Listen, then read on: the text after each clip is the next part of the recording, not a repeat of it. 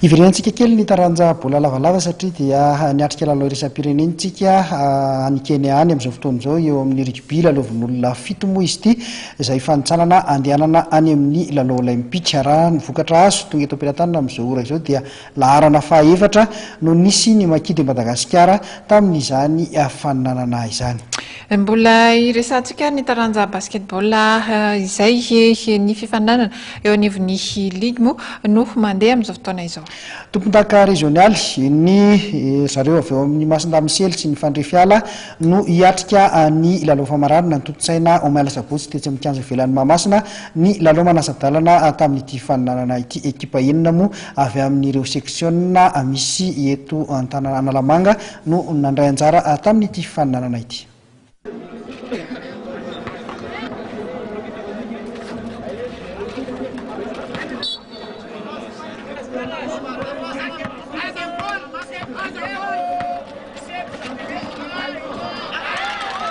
Fandrifiala sy zareo avy etsy amin'ny Masindamisely no hiatrika ny lalao famaranana eo amin'ny taranja basketball fedinina ny tompon-daka régional.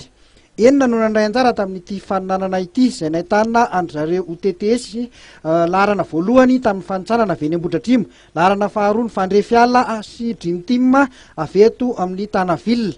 Faha-efatra ary zareo Saint-Michel avy eny Atsimondrano ary laharana fahadimy ny BBCI avy eny Avaradrano ary laharana fahaenina dia ny ASF Fanivato avy eny Ambohidratrimo.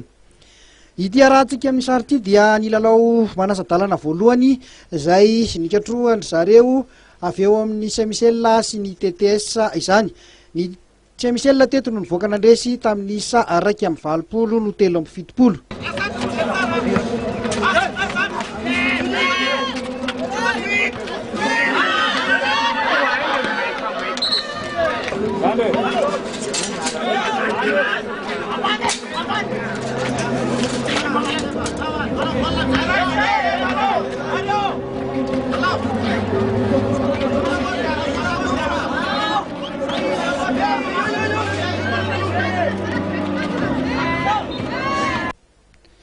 Ny saraka jala 7:20 no 7:20 ny rotota atao amin'ireo ampaha-efapotona efatra. Voatery nampiana 10 minitra farany tany amin'ny fanalavam-potoana vao nahatafavoaka andry zareo Saint-Michel. Teo amin'ny fizaram-potoana efatra voalohany dia 2:24 ny isa teny amin'ny Seletrabe nitarika ary avy eo amin'ny Saint-Michel. Teo amin'ny fidirana faharoa dia mbola namomby baolina 5:20 ihany zareo avy eo amin'ny Saint-Michel ary 2:20 monja ny an'ny TTS. Teo amin'ny ampaha-efapotona fahatelo dia natafiditra baolina 7:20 ny TTS raha 70 ny an'ny Saint-Michel.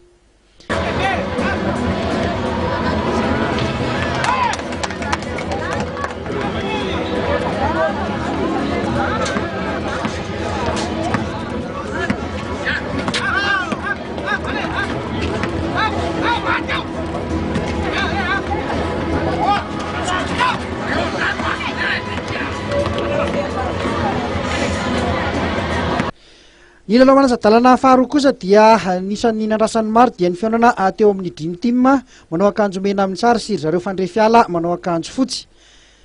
Ny Fandrifiala teto no nivoaka nandresy tamin'ny isa 7:20 no 2:20.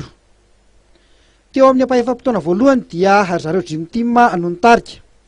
Taorianan'izay dia ny ampaha-efapotona telo farany dia nanjakany ny Fandrifiala. Na izany aza nefa dia tsy ny fanalavitra ny isa teny amin'ny Seletrabe fa dia ny fanakaiky hatrany. Raha ny fandaharam-potoana dia ny alarobia izao no mety ho tanterahana ny lalao famaranana ity fedinana tompon-daka régional ity izay ikatrohan'ny zareo avy eo amin'ny Fandrifiala sy ny Saint-Michel.